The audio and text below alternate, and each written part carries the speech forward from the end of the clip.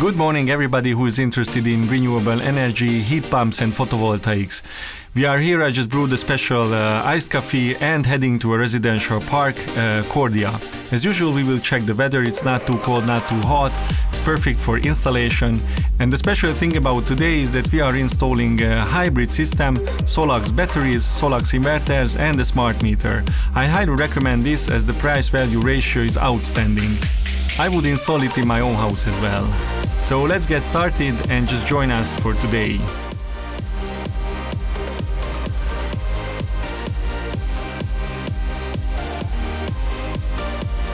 Kata, our marketing intern, joins me for the day, and I'm asking her, as a younger generation member, how she finds such development projects appealing to her.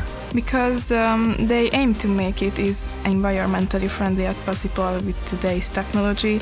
They have heat pumps and solar panels on the roof, and they are even installing an electric car charger. So it's a pretty complex project with a strong focus on sustainability. Yes, this is reflected in the utility costs. I think an investor, a developer, could potentially sell the property for a higher price with these features. So would you be willing to pay a little bit more upfront for this property and in the long run has a smaller carbon footprint? Absolutely.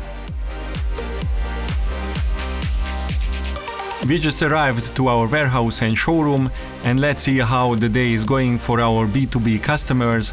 And we are bringing a couple of components to the installation team related to SolaX inverters. Come on, let's take a look around.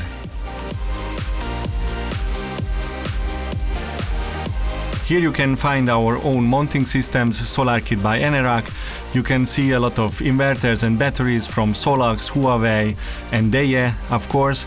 And we have a lot of PV modules like Ryzen, Tongwei, Longi and Trina. So we are installing 4 PV systems each and every day. So let's go and check it out, the installation of today. Come on.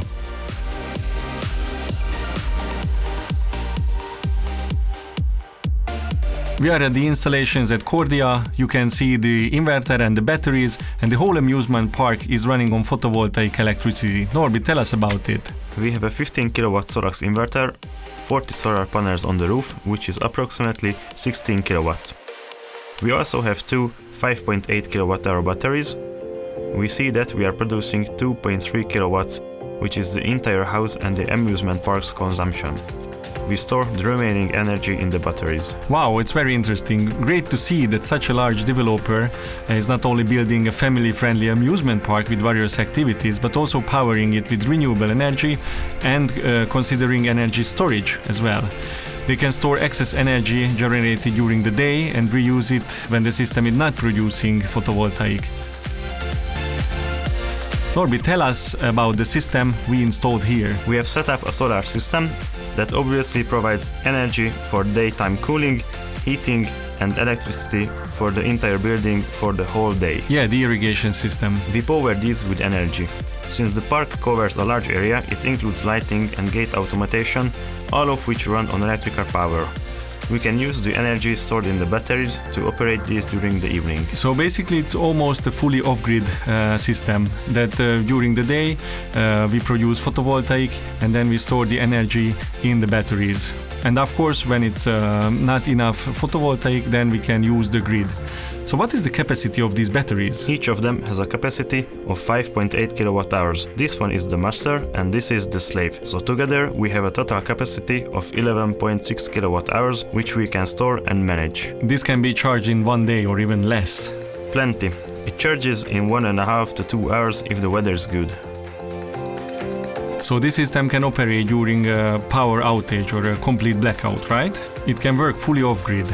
It will automatically switch to EPS mode, and then it can supply power to the loads connected to the EPS circuit.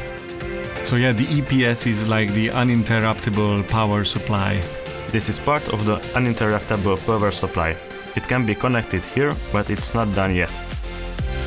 If we connect the loads here, and for example, in the evening or during a power outage, or if anything happens to the grid, then through this it will be supplied with power from the battery and solar panels. Of course, if there is enough daytime power. And what is the price category more or less nowadays for such a system? In terms of price to value ratio, it's definitely in a very good position.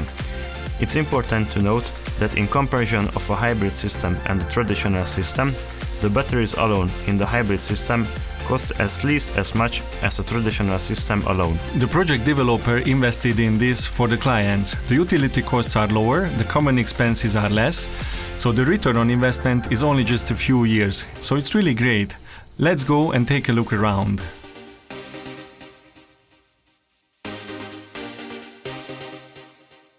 We are seeing more and more of this as we are installing bigger projects. It's 400 amperes 3 times, big, massive. This is the grid. It's not the typical residential size when you look at those arm-thick cables. Yeah, it's very impressive. We are heading to the roof, but before that just get into the garage because the EV chargers are there as well. They also operate from the photovoltaic system. Yes, because they are connected to a communal network. There are 70 electric vehicle chargers here, one for each apartment building. Look at you are already in the safety gear. Let's go to the roof and see the solar modules and the heat pumps.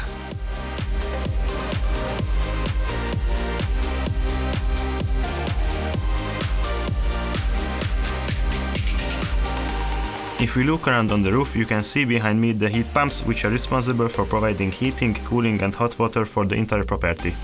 Energetica Ltd specializes in building heat pumps for condominiums like this one, so feel free to contact us for more information. Here we have 25 solar panels next to us, which reduce communal consumption. By this we mean the elevator, electricity, lighting and electric car charging if needed. This system is not grid tied, which means it doesn't feed excess energy back into the grid.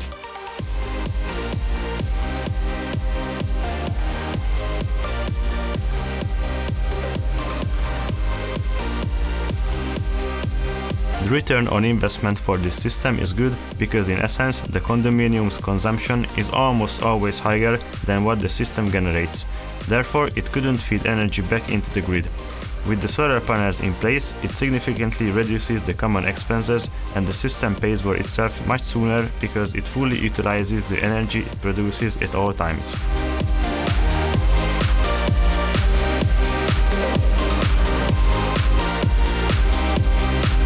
After a busy day, we are back in the office. I hope you all enjoyed this episode and found it informative and educative. We introduced heat pumps, solar panels, electric vehicle chargers and interesting discussions. And thank you for being with us. Don't forget to subscribe. Goodbye.